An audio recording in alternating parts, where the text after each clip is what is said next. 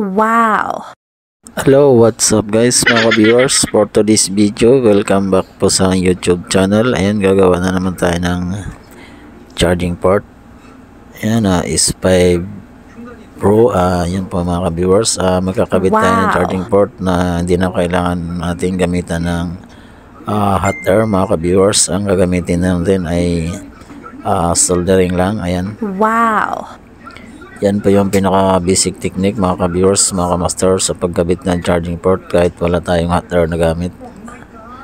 Napaka-basic yan mga ka-viewers. Yan.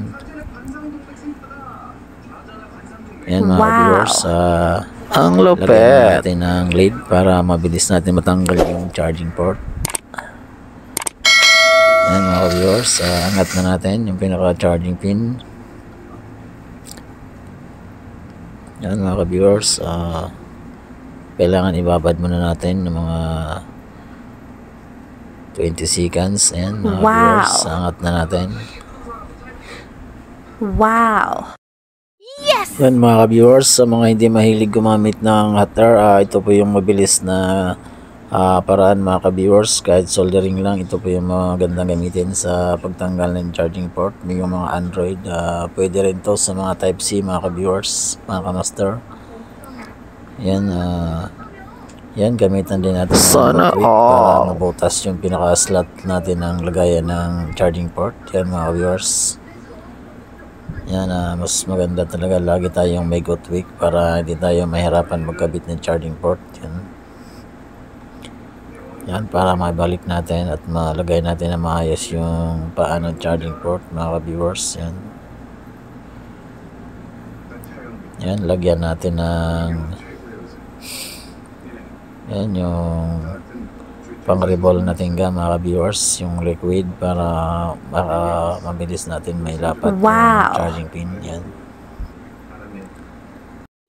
Yan mga idol, mga ka-viewers, lagyan natin ng tingga, yung liquid yan. Kahit hindi na tayo gumamit ng yan, soldering lead mga ka-viewers, pag meron tayong ganyan, napakaganda gamitin yan. At yan, was na pag tinunaw mo mga ka-viewers ay hindi po nagdidikit-dikit dun sa terminal na charging mga ka-viewers. Yan, lagyan din natin ng flux para the best.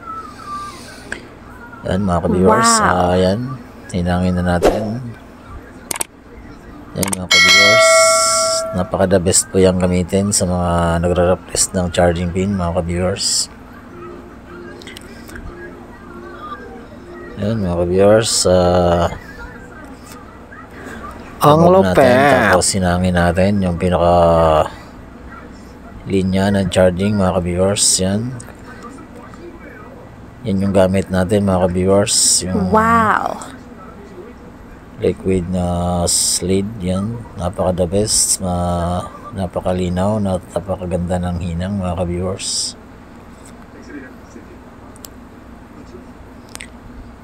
Yan ang pangalawang step natin mga ka-viewers, yung pinakalikod ng charging pin. Ayan, kailangan natin i-lock para mas matagal magamit ni customer mga ka-viewers. Kahit gamitin na naka-charge, hindi basta-bastang masisira. Ayan.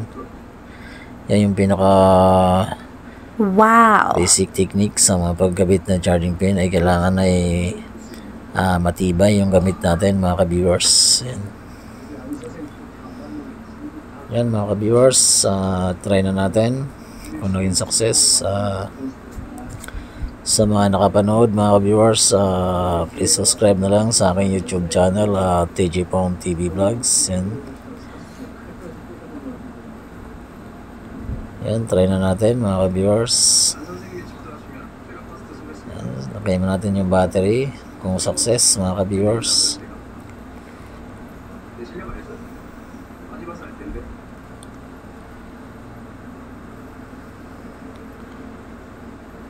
Ayan, medyo hindi nalagay na maayos yung battery. Ayan mga ka-viewers, success mga ka-viewers, charging. Ayan po yung mga ka-viewers, pag nagkabit tayo ng charging port, kapag gusto natin mabilisan mga ka-viewers ay wag na tayong gagamit ng hot air. Yan mga idol, hanggang dito na lang. Please subscribe na lang sa aking channel. Yan.